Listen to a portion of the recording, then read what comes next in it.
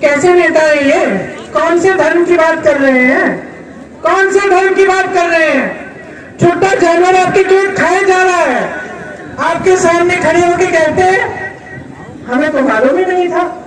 मोदी जी अंतर्यामी, सर्वज्ञानी, हाँ सर्वज्ञानी कहते हैं ना, मोदी जी को सब कुछ पता चल जाता है। मोदी जी को नहीं पता था कि अपने देश के सबसे बड़े प्रदेश में एक एक किसान मर रहा है परेशानी से क्योंकि छोटा जानवर उसके खेत खा रहा है। IMP न्यूज़, सच की आवाज।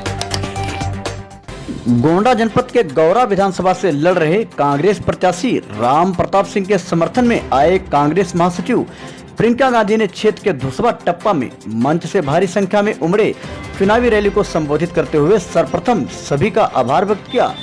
तत्पश्चात धर्म और जात के नाम पर वोट न करने की अपील की। उन्होंने इस दौरान मोदी जी का हवाई जहाज 8,000 करोड़ का बताया। लखीमपुर के प्रकरण को लेकर योगी व मोदी पर निशाना साधते हुए उन्होंने कहा कि ये किसानों की हत्या पर क्यों खामोश हैं? मोदी जी अगर अंतर्यामी और ज्ञानी हैं तो छोटा जानवर इन्हें क्यों नहीं दिखाई देते? प्रियंका गांधी ने इस दौरान कहा कि भाजपा रोजगार नहीं दे रही है, बड़ी बड़ी कंपनियों को बेचने का काम किया गया है।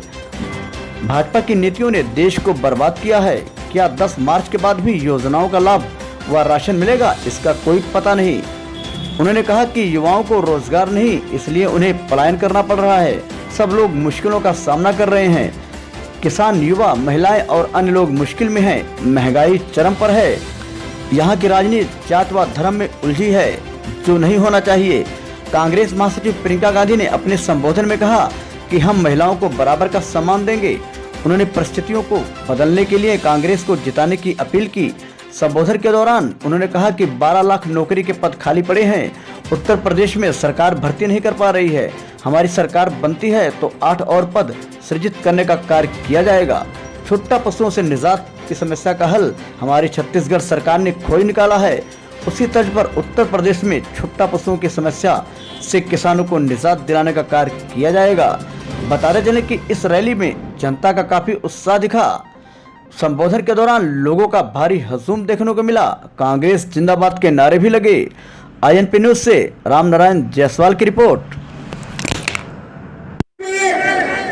अखिल भारतीय कांग्रेस कमेटी की राष्ट्रीय महासचिव हमारी दीदी प्रियंका गांधी जी आपके बीच में आ चुकी है। जोरदार तालियों से उनका इस्तेमाल करें और एक बार जोरदार नारा लगाएं। प्रियंका गांधी राम प्रताप सिंह, प्रियंका गांधी राम प्रताप सिंह, गौरा की जनता, इसके नेतागण, पदाधिकारी, सभी कार्यकर्ता को मैं इस सभा में बहुत बहुत स्वागत करती हूँ। मेरी बहनों, मेरे भाइयों, आप सबको भी बहुत बहुत स्वागत। पीछे से आगे आ जाइए अगर सुनना है तो। मैं जानती हूँ कि आप कुछ समय से इंतजार कर रहे हैं। चुनाव के संदर्भ में मैं आप सबसे कुछ बातें करना चाह रही थी, इसीलिए मैं आज यहाँ पर मीटिंग लगवाई। मेरी बहनें यहाँ खड़ी हुई हैं। मैं जानती हूँ कि आपके लिए कितनी मुश्किल परिस्थितियाँ हैं। मैं अच्छी तरह से समझती हूँ कि महंगाई का, समाज का पूरा बोझ आप उठा रही हो। मैं जानती हूँ कि सुबह से शाम तक आप खेती में काम करती हो, गाय के खाना पकाती हो, बच्चों का देखभाल करती हो, घर में अगर जानवर है उनका देखभाल करती हो, सफाई करती हो, और फिर भी इतनी मेहनत के बाद भी आपके सामने इतनी मुश्किल परिस्थितियां हैं कि आप परेशान रहती हैं और आप उन परिस्थितियों का सामना करने के लिए आपको बहुत मुश्किल होती है। यहाँ पे मेरे नौजवान भाई बहन कितने हैं, हाथ उठाइए।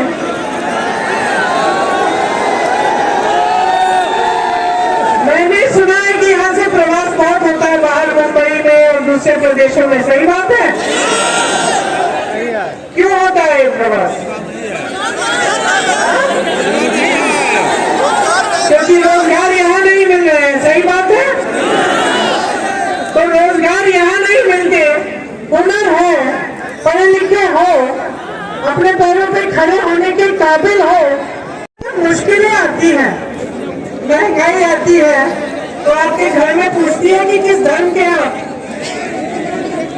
क्या महंगाई आती है और आपके घर पे खटखटा के पूछती है कि भाई तुम हिंदू हो या मुसलमान हो? क्या बेरोजगारी पूछती है कि तुम किस जाति के हो, ब्राह्मण हो या दलित हो या किस वर्ग के हो? पूछती है बेरोजगारी? नहीं पूछती।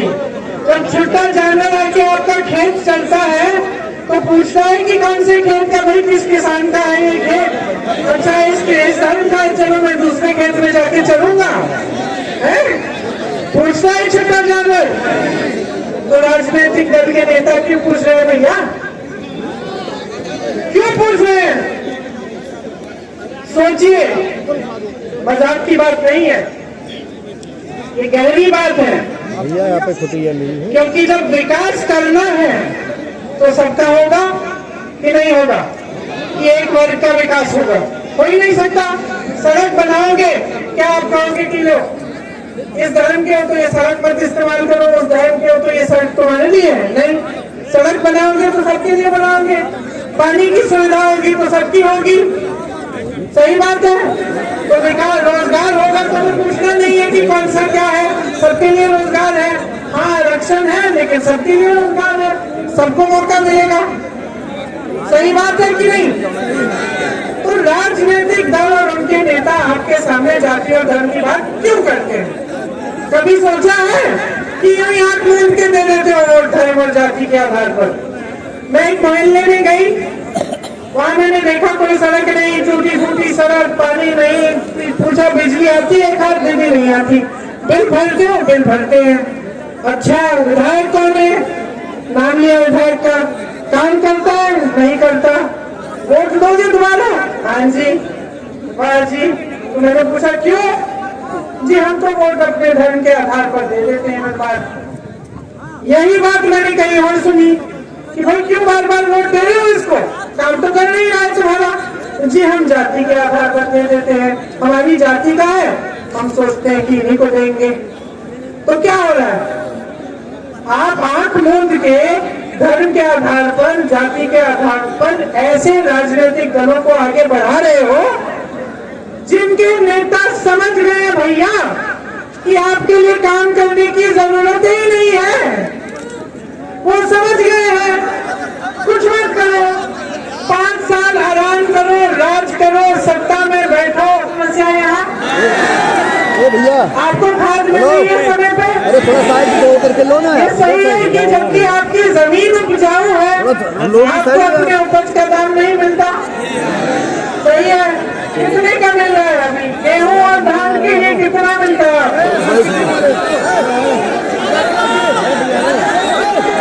1200 रुपए। ठीक है, हाँ 1000। चलिए, तो ये अगर मैं ये कहूँ कि सब मुश्किलों का सामना कर रहे हैं, चाहे वो किसान हो, बेरोजगार हो, महिलाएं हो, जो भी है, सब बहुत बड़ी बड़ी मुश्किलों का सामना और परेशानियों का सामना कर रहे हैं। तो ये सही बात होगी उन परिवारों से मिलने। क्यों कार्रवाई नहीं की उन्होंने उस लड़के पे? बल्कि उसके कुछ ही दिन बाद एक बड़ी सी उन्होंने मीटिंग की लखनऊ में, जहां पे उसी का बाप उनके साथ मंच पे खड़ा रहा। इस्तीफा भी नहीं मांगा उस मंत्री का। कैसे नेता है ये? कौन से धर्म की बात कर रहे हैं?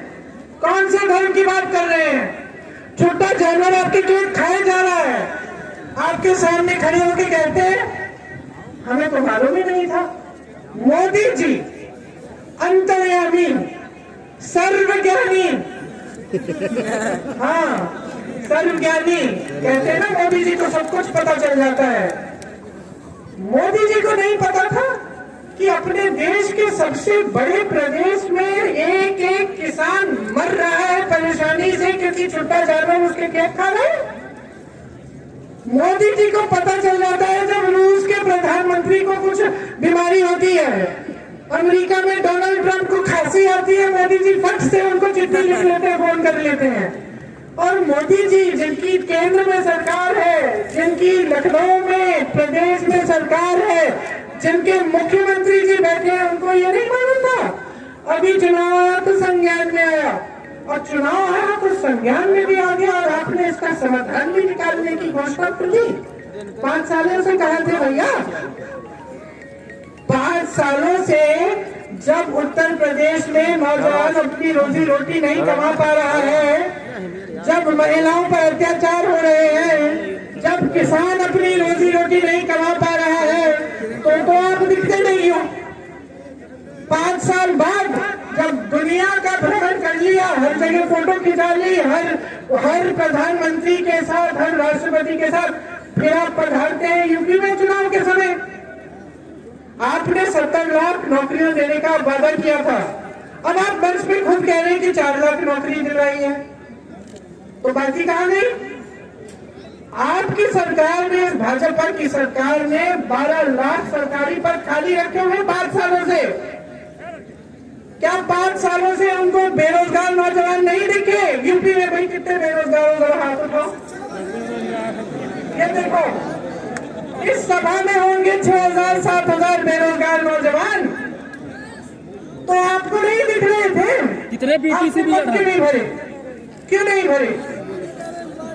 क्योंकि आदत डाल दी है जनता ने, आदत डाल दी है भाइयों बहनों, आपने बहुत बड़ा बना दिया है आपने इनको। लखनऊ में दीदी हम लोगों ने सबसे ज्यादा, और इस राजनीति से सबसे बड़ा नुकसान आपको हो रहा है, आपके प्रदेश को हो रहा है। आपके प्रदेश में, उत्तर प्रदेश में, हमारे प्रदेश में इतना हुनर है कि यहाँ से बम्बई, कलकत्ता, दिल्ली में लोग जा रहे हैं, काम कर रहे हैं, अपना हुनर दिखा रहे हैं। अगर आप भी चाहते हैं हमारी वीडियो सबसे पहले आप तक पहुंचे, तो इस INP न्यूज चैनल को सब्सक्राइब करके बेल